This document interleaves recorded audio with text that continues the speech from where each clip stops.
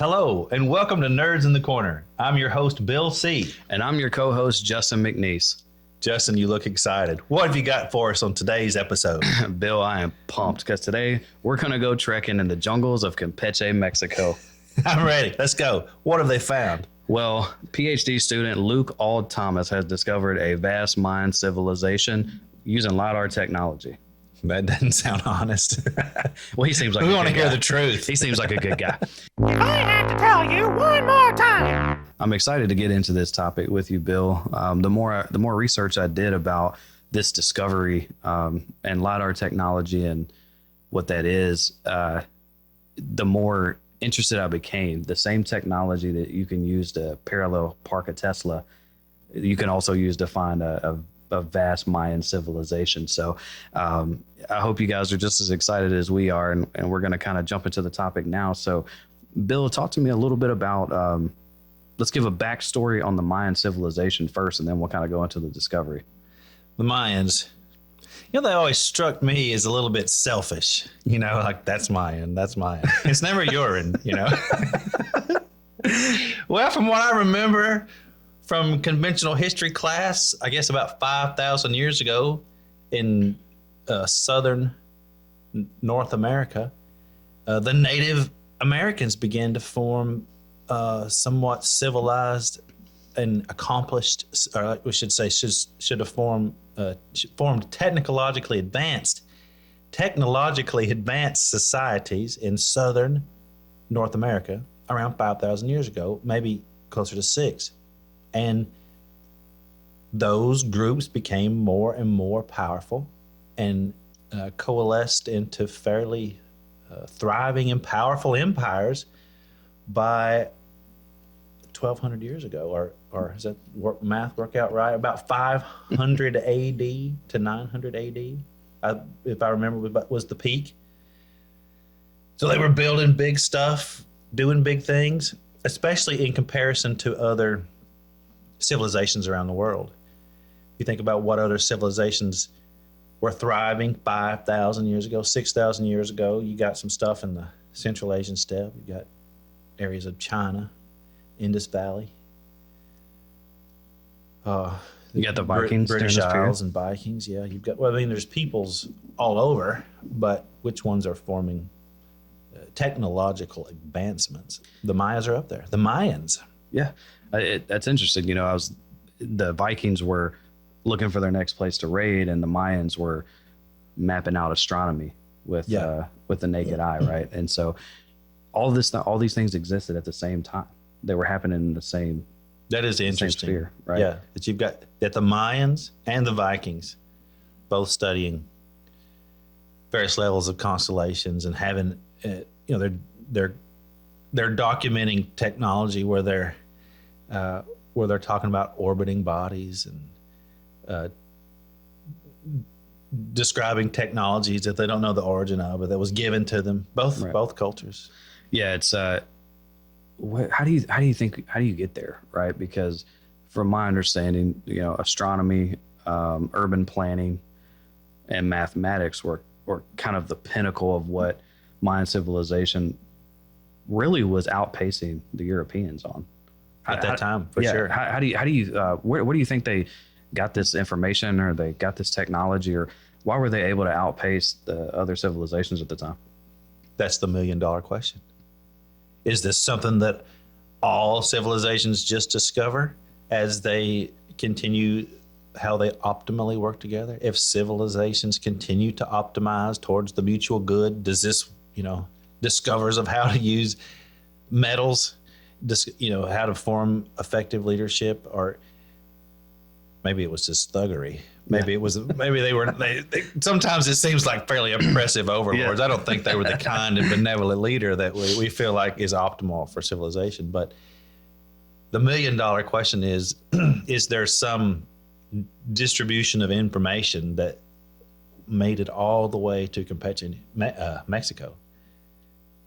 I don't know. Yeah, it's there's some theories or hypotheses, and some of them are theories that suggest where that information comes from, but I don't know. What do you think? Yeah, I'm not sure. I think it is possible.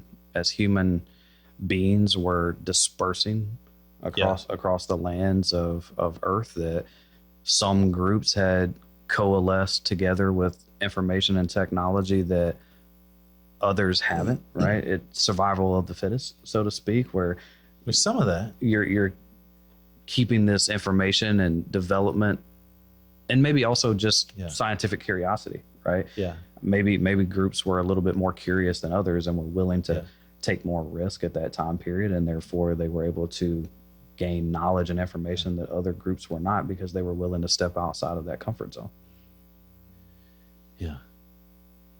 You see, right around that time, you get these interesting, like multiple cultures start picking up how to melt metals, how to domesticate things, all corners of the globe, sort of doing the same thing at the same time. I think that's fascinating. I'd like to know more about that.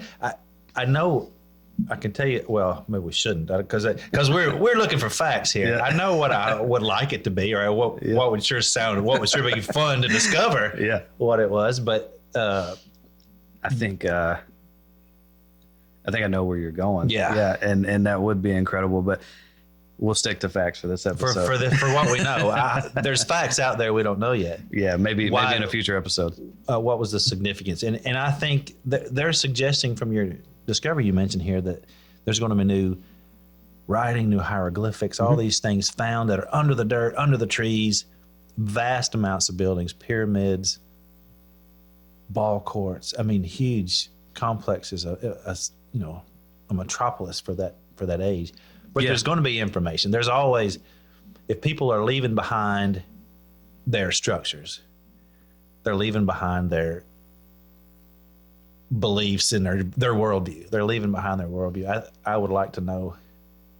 I'll be anxious to see what these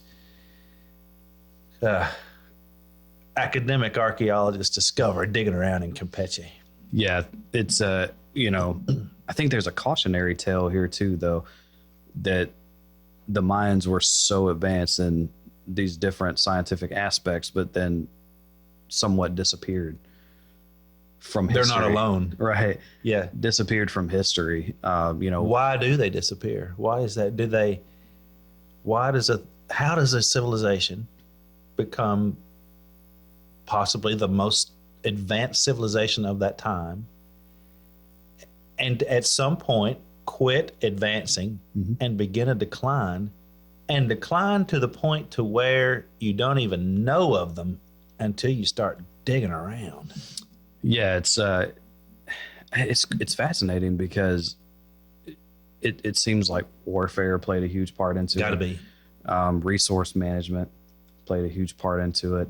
And again, there's some parallels. Poor leadership. Yeah, poor leadership. That's usually corruption and they're exploiting not just the resources, but then the population, and the people no longer want to follow you. Right. Then your palaces crumble. Well, again, I think there's some parallels to modern times somewhat in those conversations, right? Where a repeating cycle. Yeah. Again, cautionary tale. We're arguing about daylight savings time and making videos of kids eating Tide Pods, and right? How much more of a cautionary tale can you get than if you have poor? So you're saying we're in the decline phase, right? No, I'm not saying anything. I'm just pointing out things that I'm observations that that I've seen. I mean, it's incredible to think that this civilization was so advanced. There's scarce information about this civilization. We're not really sure exactly how this particular civilization shaped the worldview at the time, right? Were they, or how it was shaped by the world, how it was shaped by the world? Were they more of a decentralized structure than what we originally thought? There's a lot of questions that are coming out of this discovery, and I think that it's going to push the conversation even more in depth, right? And the technology, the LiDAR technology, which we'll get to a little bit more in depth in a second. I think it's such an incredible tool for archaeologists to be able to use now, because from my understanding with this technology, you don't have to disturb the vegetation, or you don't have to disturb any of the current ecosystem Yeah, to be able to go in and find these discoveries. that's it. I remember in school, before ground penetrating radar, well, the results of which were in the text and the reading assignments of the time.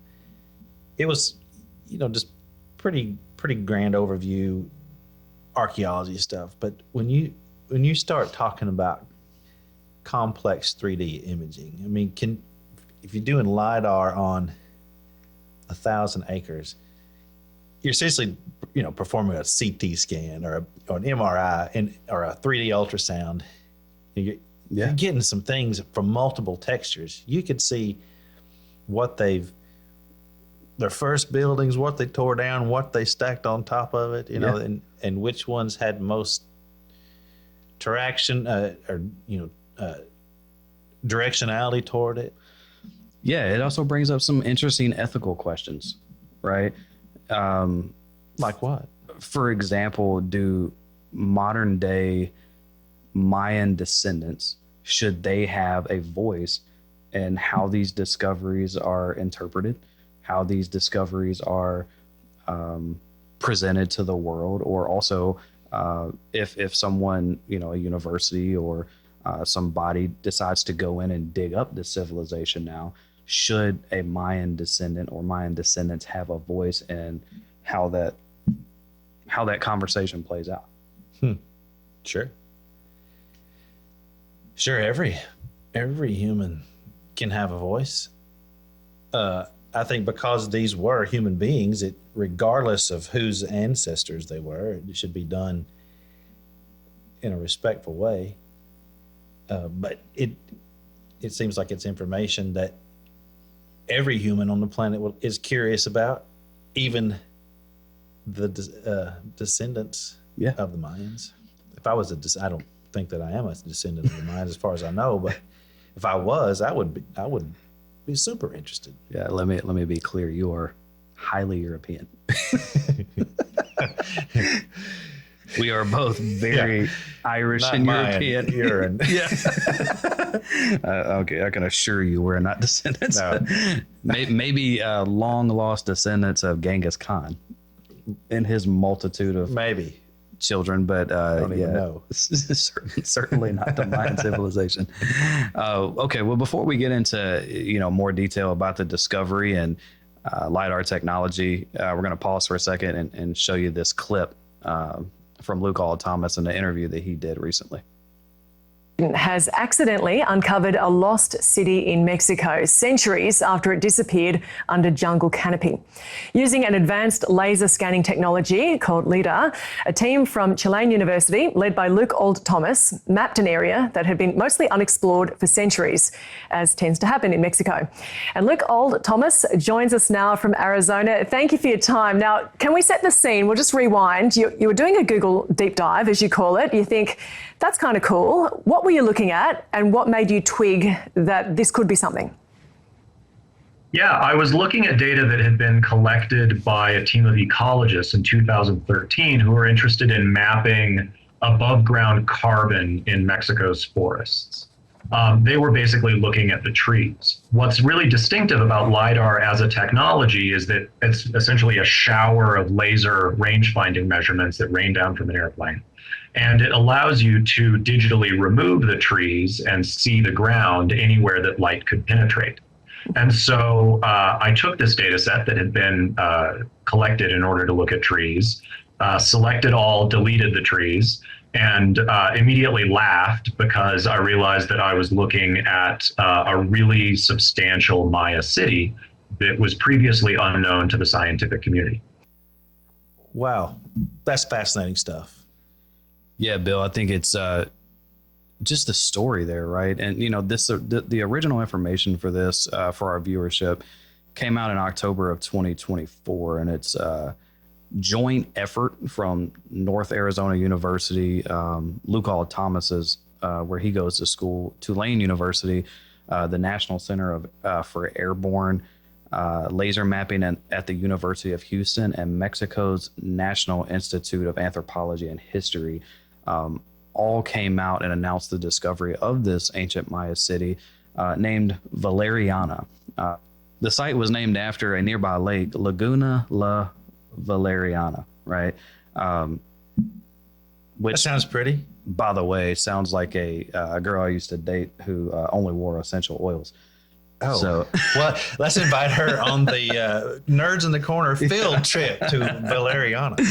Yeah, so the discovery was made possible, again, using this LiDAR technology, which stands for light detection and ranging data, which is the exact same type That of sounds high tech. Yeah, it's the exact same technology that is used in Teslas to map out the surrounding environment. And so can you tell us a little bit about how LiDAR works and why this is such a unique technology? For sure. Essentially, it works like any imaging. You're sending out some sort of energy. It bounces or interacts with whatever you're aiming it at, and some of it bounces back or passes through in some way. So with LiDAR, they're sending out photons, essentially a form of energy in the form of protons, and however it interacts with the matter that it's being shot at, it bounces back. Some of it's absorbed, and probably most of it doesn't bounce back, very little. But there's a very sensitive sensor that picks up the variations and how the matter has affected the photon when it hits the sensor, and can make sense of what's just reflected these photons back. So is this done using like a drone or an airplane or? I think there'd be multiple ways of doing it. I think you could do it from a low-flying plane, or I think at Skinwalker they were using one that looked like a lawnmower. Yeah.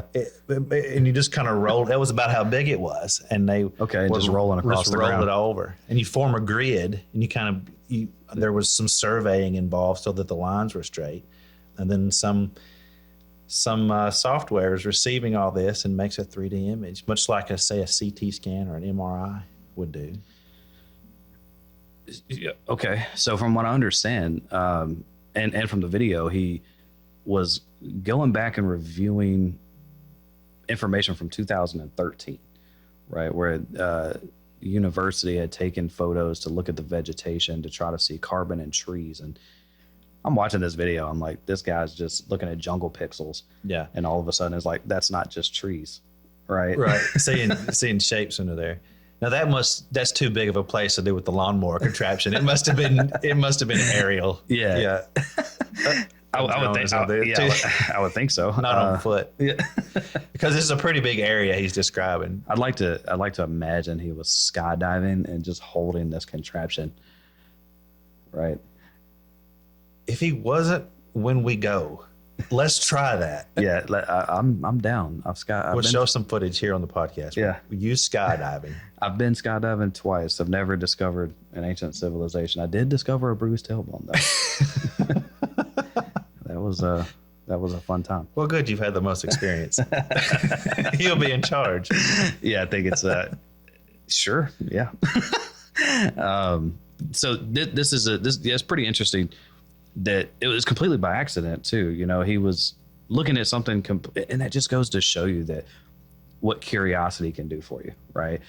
Whether data has already been compiled or already been reviewed, if you just have a curious mind and you just try to look at things from a different perspective, and that's all this guy did. He looked at this data, said that something doesn't look right. Let me take the trees away, and then poof, this civilization just presented itself. Yeah. And it's an amazing Thursday afternoon, right? Yeah. Yo, professor, I was twisting some knobs here, and you're not going to believe what showed up. Yeah. Who does that, right? They probably didn't believe him. He's like, nah, it makes you dogs. It makes you wonder, like, what else is hidden out there? You know, is there some lost Waffle Houses hidden in the void? Who knows? Gotta be. Who knows? Gotta be. Some old Starbucks. Yeah.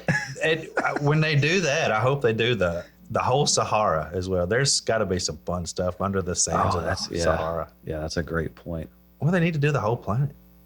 Let's LiDAR the whole planet. Let's do it.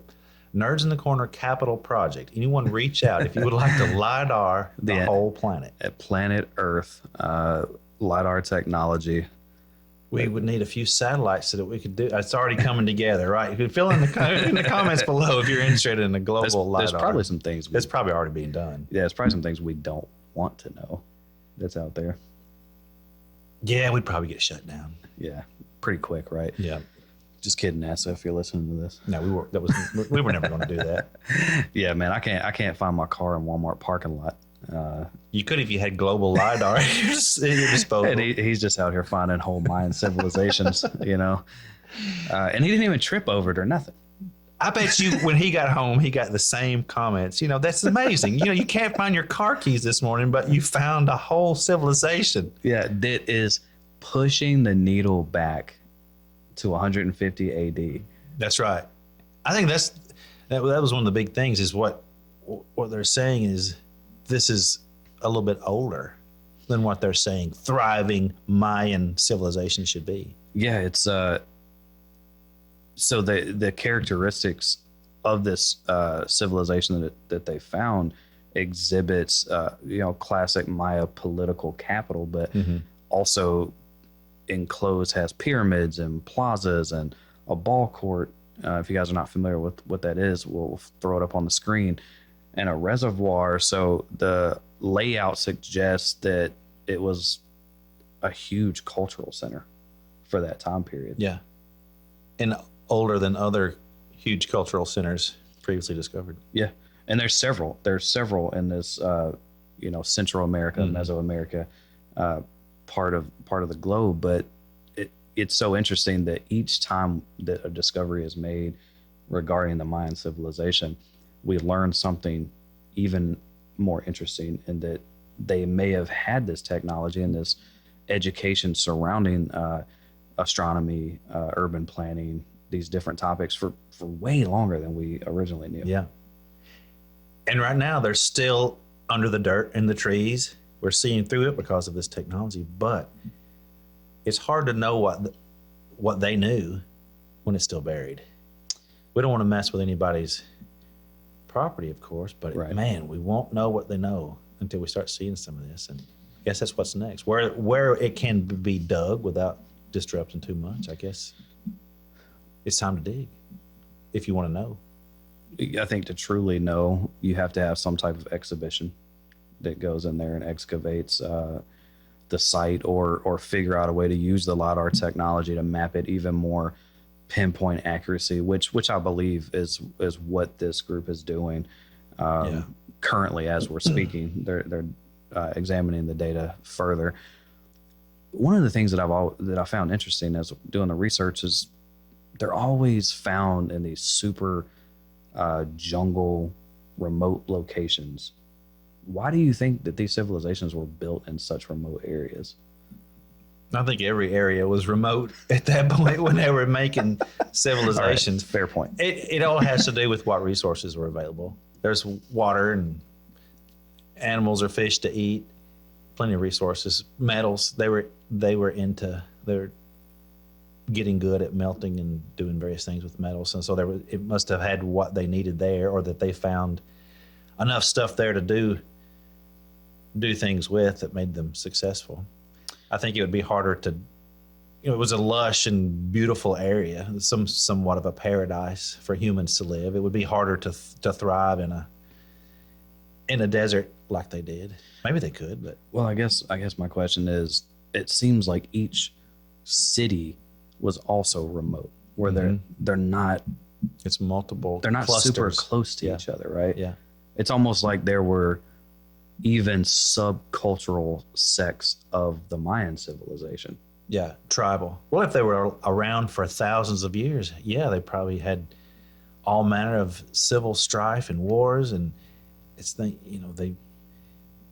as civilizations grow, it's family or group tribes that merge together and learn to thrive well together for a while, and then eventually one group starts to bully the other and they fall apart and break into new tribes, and then they find that they're not as strong together as not as strong broken apart as they once were, and they merge back together. That's the nature of society, I think. And so we're going to see what phases they went through, if we can ever get down into look at some of the structures. What did they fight about?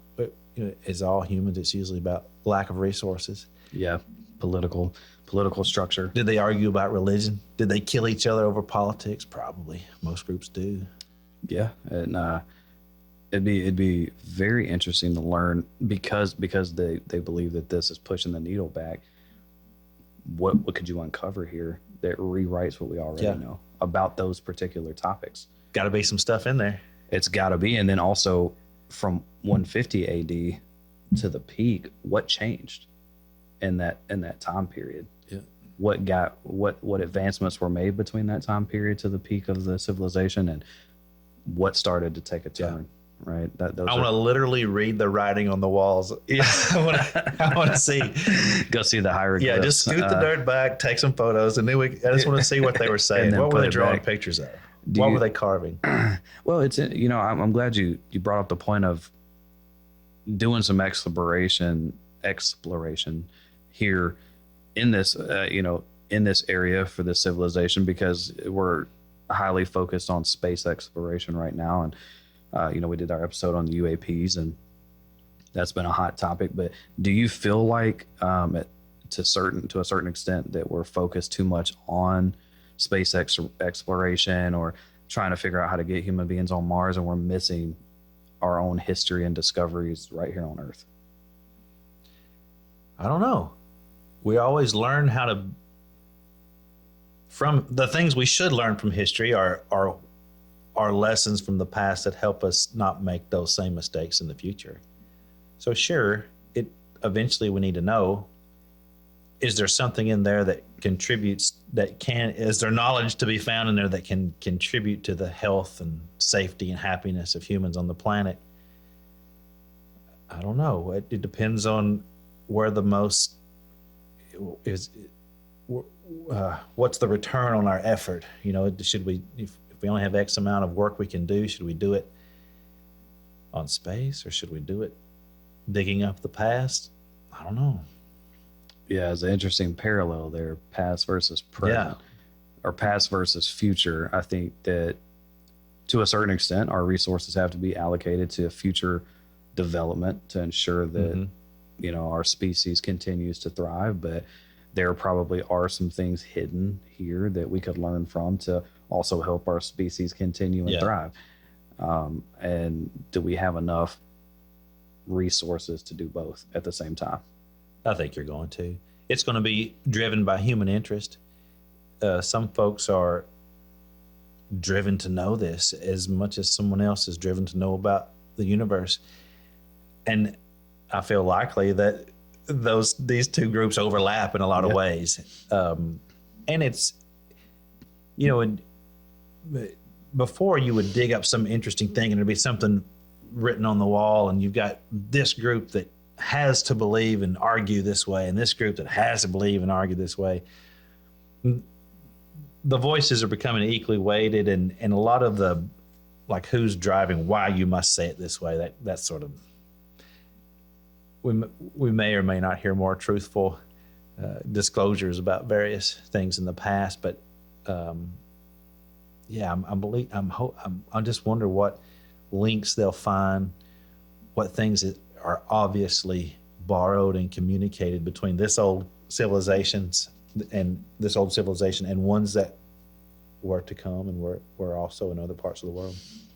Well, let's dive into that a little bit. Let's see, let's talk. I want to discuss the significance of Valeriana specifically to Mayan history, and how we think that that's going to kind of reshape that. We hope you're enjoying this episode of Nerds in the Corner. If so, please like and subscribe so you won't miss topics like this. New evidence suggests that there's more to consciousness than the local experience, and there may be tools, particularly with sound, that can help us connect with other frequencies in the universe. Our next episode will be sponsored by the Sleep Science Lab, who will be bringing tools to share. So tune in next time where science and laughter collide on Nerds in the Corner. If I have to tell you one more time. You know, because we were talking about the size before, and just how much of how the size and scope of this discovery is suggesting it was a major political and economic center. This means that the Maya potentially had even more cities and influence than we previously thought. And it challenges our assumptions about how widespread and connected their civilization really was. If they were that big enough to build these huge structures and city complexes, were they able to travel as well? Because this is the same time that the Egyptians had come and gone. You know, Rome was rocking at this time. Who were they communicating with? Who knows, right? Who knows? I think that's what we may find out. There's still so much to be uncovered and to come out of this discovery that, you know, it's still fairly new. October 2024 is when the research was published. So I think that there's still a lot of questions, and there's still, you know, the ethical points that we made earlier about, do you dig it up? Do you leave it untouched? Do you try to use the LiDAR technology to map it out without disruption? You know, all of those things are still yet to be determined as of this conversation. But I think, you know, one of the interesting things is like the urban planning, the urban designs and the water management system. It almost outpaced the Romans a little bit. Specifically in this discovery, it shows just the masterful art that the Mayas had in urban planning. Yeah. Where did they get? What is the common nidus for those aqueduct ideas? And or I guess when that many humans gather in one spot, you got to start running water through there somehow. Yeah, it's got to go somewhere. I don't think when you think about all the things that was being accomplished in that part of the world at that time, you don't think about large aqueduct, man-made aqueduct systems. In the middle of the jungle, too. That's one of the most interesting parts, is all of this was built and designed in the middle of a jungle. Maybe it wasn't jungle then. Okay, yeah, that's a fair point. Because they had all these. This is all parts where they were farming, and the jungle that's there now very likely wasn't there before. Yeah, grew over. Well, okay. I guess that's what they're saying, is that sure. this area under the jungle was once not jungle, or as wild as a jungle it is, it was inhabited and had resources being utilized and agriculture going on, where it's now just, like as you say, jungle. Yeah, and this technology is really opening the door to find all, you know, to answer all those questions. Yeah. How did they interact with neighboring cities or neighboring civilizations? That's a good life lesson, Justin. You've got to work well with one another. You've got to sort of keep maintaining your place, keep up with what technology you've discovered and maintain it, or else your yard's just going to grow up. Yeah. And you'll be consumed by the jungle. All that work. I think about what some future civilization is going to think about us using a new technology. When they find our old structures yeah, in the grown-up jungle. Can you just imagine, you know, ooh, what are we going to find? Well, they'll be critical. What are we going to find? Oh, man, there's plastic everywhere. Yeah, these guys hated the earth. I'm afraid that's and why did they build so many Dollar Generals? What is up? What God was this? Yeah. He's everywhere. Who is this general? $2.99 for frozen food. It's incredible. And their great general, the dollar. That's going to be a real question right. at some point. And we're laughing about it now, but that's going to happen. Yeah. We're going to be the butt of the joke. This general is in charge of all these resource caches of packaged foods. And we'll never answer the question of what fried chicken is better, Popeyes or KFC. They won't know. They won't know. They won't even know that was a debate. That's when we look at 3D LiDAR images, you've got town number 1 and town number 2, and obviously one of them had the better chicken. That's what we don't know until we start digging around. Like, oh. Do you think that they'll preserve old TikTok videos or YouTube channels for future civilizations? That way they can just get a peek into. No, that's why it'll all be. That's why they won't know. If they had access to our TikToks and our YouTubes, if they could see nerds in the corner, they'll know what's going on. But Yeah. no, just like the Mayans and the Egyptians, that however they were communicating was lost. So we don't know this. So no, that's a good way. That's a good way to lose your technology when it only exists on some hard drives, some floppy disk.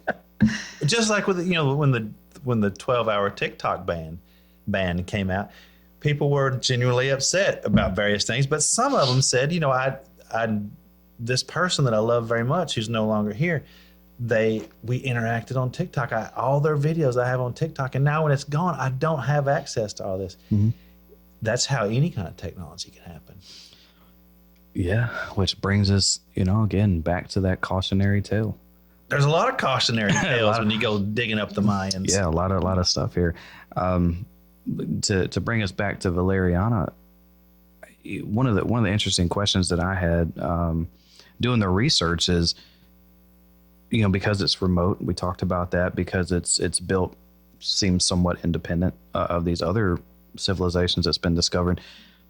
Was it its own independent kingdom, or was it a satellite city of a larger power? Did it play a key role? Did it pay tribute? Yeah. Who did it pay tribute to? Did it play a role in the Mayan trade network?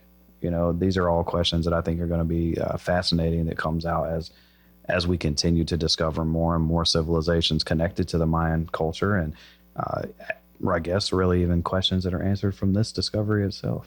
Yeah. I want to know. I think all manner of nerds want to know. And I think that answers your question of earlier, is how much of a priority is this going to be? Well, interest will direct that where attention is paid. Yeah. Did you, this couple of years ago, there was a lot of talk about, and they found a ball court at Valeriana. How much do you know about the ball game that was played? Very little. I am not athletic, but I've seen the images where it's a squarish area, and you've got the little circular hoops on each side. Is that what you're talking about? Where you throw in something through little stone holes on the side of the hoop? Yeah, the side of the wall. I won't butcher the name of the game, but when I was researching for the episode, they used to. Some of the games would be played, and at the end, they could result in human sacrifice. Oh. Talk about playing for keeps. Yeah.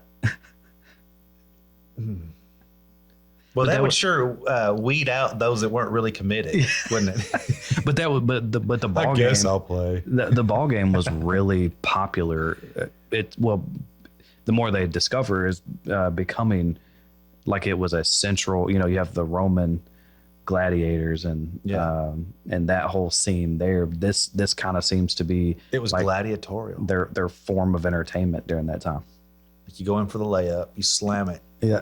And then you kill the defender. Then you lose a leg. Yeah. If you miss that point, that's it. The coach is like giving you like one more, that's it. Do you think they had Mayan wheelchairs? Or they just rolled you out in the river and the Laguna La Valeriana, and let you sink to the bottom? I don't know. I don't know if wheelchairs show up on LiDAR imaging of the jungle. Oh, look, there's a wheelchair. How do you think this discovery is going to shape the political structure that we know about the Mayan civilization? No idea. I think it'll bring some clarity to what, perhaps who was, as you say, what was the governmental structure of the time, but I don't know. I don't know what it's going to bring out. I'm interested to see the details. I do think what we've been talking about earlier a little bit is it reinforces the importance of protecting archaeological sites. Yeah.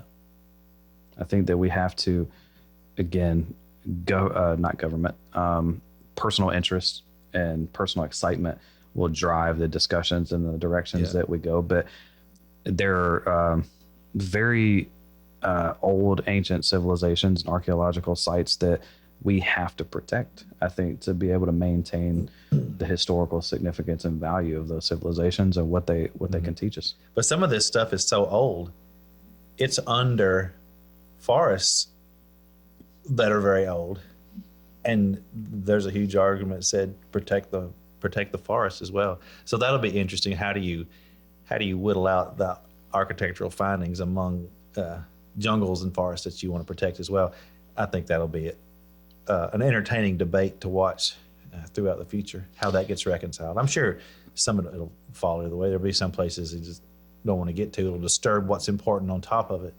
Well, yeah, to your point, how do you really know how they lived and thrived and declined if you're not able to put your hands on it? Yeah. Interesting point. And putting your hands on it might tear up some really beautiful places. You know, some of the stuff that's on top of it is also probably beautiful. And we're not advocating one way or another. Just posing the question. That's so the question would love to hear your thoughts in the comments if how you feel about the topic. Yeah, I really enjoyed it, Bill. You know, the Mayans, I think we're learning that they were much more capable and accomplished than previously thought, and at an earlier age. And how in the world did they get this stuff done? They were very productive at certain times. Wonder what their secret was. Well, as I was researching, this is actually really interesting for the audience. As I was researching, they had what would be considered an energy drink today made from cacao and chili. The Mayans were actually one of the first civilizations to cultivate the cacao and really formulate how it would be used in its modern form. But this was basically the ancient version of a Red Bull, but an energy drink with hot pepper in it. Right. Tastes nice and burns you twice. Yes. That's how they got it done. That's their secret. But instead of giving you wings, it gave you the ability to build pyramids without taking a nap. Perfect. So it's that had to be it. That was the secret. Well, Justin, we'll wrap up our discoveries and adventures around Campeche, Mexico. We hope our audience members have enjoyed it. And I want them to please send your best Mayan joke. We haven't had any good Mayan jokes. No. Send your best Mayan joke. And also, I only know one. I'm not telling it because it's Mayan. Yeah. Please don't recycle that one in the comment section. That one's taken. Trademark. Also, I'm interested if you could ask the Mayans one question about their civilization. What would it be? Drop that in the comments section, and we'll take the best question from the audience, and we'll highlight it in our next week's episode. I have to tell you one more time.